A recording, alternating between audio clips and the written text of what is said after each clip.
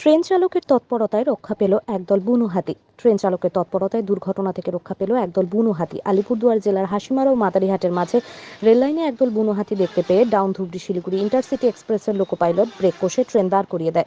রেললাইনে ছোট বড় মিলিয়ে প্রায় 5টি হাতি ছিল। কিছুক্ষণ ট্রেন দাঁড়িয়ে ছিল, পরবর্তীতে হাতির দল জঙ্গলে প্রবেশ করলে ট্রেন পুনরায় চলতে শুরু করে।